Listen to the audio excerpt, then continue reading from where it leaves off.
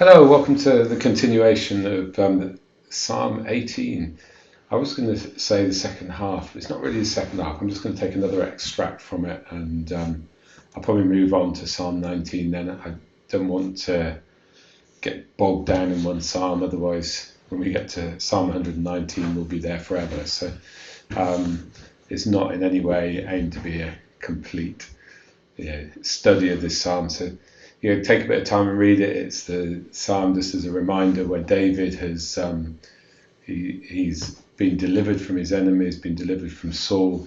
He's experiencing freedom, and at that point he's celebrating and he's expressing his love for God and his just delight that he's free of the oppression and that God has answered his prayers. So I want to pick up in verse 30, right in the middle of the psalm, and just really create a moment of reflection and meditation on what he's saying here, what he's expressing, and to get us to think about how these statements may impact us as well. And this is from the New Living Translation, and it says this. It says, God's way is perfect. I'm going to have to read more than that, but just allow that to touch your heart a minute. God's way is perfect. I'll read a little bit more and we'll come back to that. It says, all the Lord's promises prove true. He is a shield for all who look to him for protection. For who is God except the Lord? Who but our God is a solid rock? He arms me with strength, and he makes my way perfect. He makes me as sure-footed as a deer, enabling me to stand on mountain heights. He trains my hands for battle. He strengthens my arm to draw a bronze sword. You have given me your shield of victory. Your right hand supports me. Your help has made me great. You have made a wide path for my feet to keep them from slipping. And this whole thing is talking about what God has given to him and enabled him to do. And you've got this perfect blend, really, where David has grown in his own, in one way you could call it a natural strength, but he recognises it's a natural strength, tied in with God. It's a bit like if we grow in wisdom, where's the wisdom come from? Wisdom comes from God, but we grow in wisdom is this tying together. So let's go back to that first line. David has come out of this incredible pressure pot of a time where his life has been in danger, and yet underneath it all he's got a declaration: God's way is perfect. Now here's the tester in our own hearts as we listen to that scripture, as we listen to that word, that we'll probably find there's many layers going on. There's the top layer, which is almost the automatic layer, which that's great, bang. But what we need to do is to check what goes on underneath, and we feel, God's way is perfect, and that, as that filters through into our hearts, do question marks come up? Do things pop up that cause us to go, is that right? Or to doubt it? And those are the things that we need to find God's restoration, because in saying God's way is perfect, it's not saying life is perfect. It's not saying our experience is perfect. This is, and that I think is where the challenge comes in our own thinking about this, our own meditation. It's like, God's perfect, my experience isn't perfect, and therefore are we sure God's perfect? Yes, we are sure he's perfect.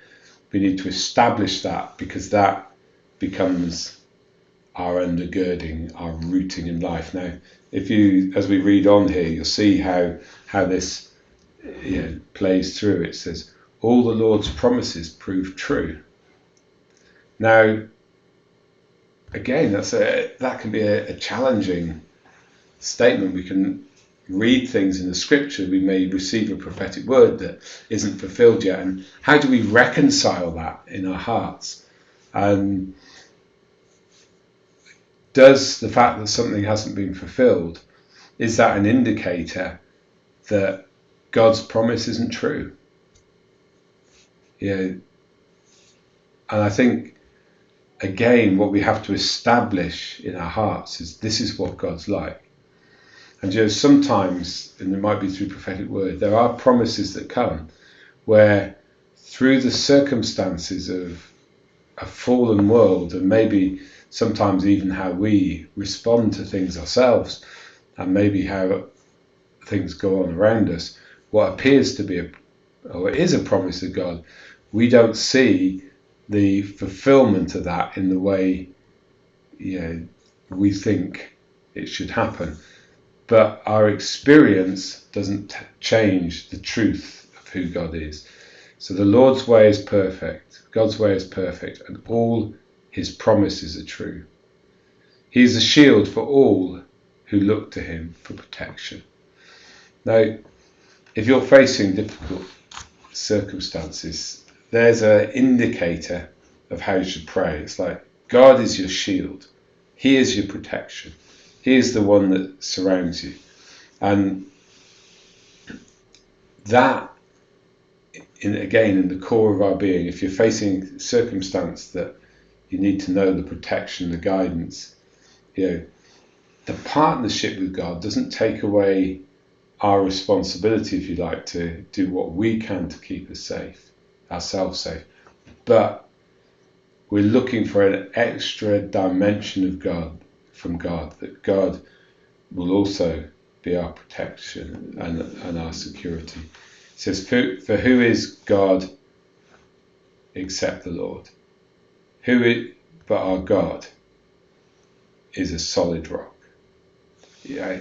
David, out of his experience, and in one way I love the fact he's been through a difficult experience and he's writing this. He said, because in it he's coming through and going, right, nothing's changed. The Lord is God. God is the Lord. And he says, who's our solid rock? And one of the things in life, I think, again, these things become evident under pressure moments, is, but God is that rock under our feet. He is the protection, the one we stand on. And sometimes in life, when there's things that, come and rock us, come and move us, we need to understand deep underneath, he's my rock, I'm safe. And it will come out in our emotions and how we respond to things. It says, God arms me with strength, and he's made my way perfect. It talks, doesn't it, elsewhere about trusting our way, our plans to God, allowing him to guide us. He's the lamp unto our feet. All sorts of different scriptures. But David's not just declaring who God is, he's releasing a promise here. God arms us with strength. So when we're in a situation where we're not sure of the way out, there's the promise of God that we can ask him, and he'll give us the strength, he'll give us the ability, he'll give us the insight so that we can walk through it. Where our path maybe feel a bit like it's meandering all over the place, he can straighten it and help us have a clear way through. I like this, he makes me as sure-footed as a deer. You ever seen those pictures of those deers climbing up mountains? You're like, how do they do it? Extraordinary ability to climb a mountain and to occupy land that others just couldn't. And he's saying that is what God does for us. That even in the challenges of day-to-day life, and when those challenges come, we can be as sure-footed. For he's trained our hand for battle, he's trained our feet, and he's given us a strength to walk through. I'm going to finish on one other bit of the scripture. He made a wide path for my feet to keep them slipping. I love that, because sometimes we can feel like the path that God gives us is narrow, and if we get it wrong, we'll fall to the left or the right, and there's the promise of God. I think there's much more leeway, as we live our life before God. We're not stuck in some narrow right or wrong world, but there's a pathway for us to walk on, and the pathway is indicated there by the width. It's a place that's safe. It's not like the mountain tops of Snowdonia where they say you have to walk that narrow path. This is a big, wide path that God gives us to walk on. A little bit over there. Bless you. I will move on to Psalm 19 next time. So thank you for being with me, and have a great weekend. Bye for now.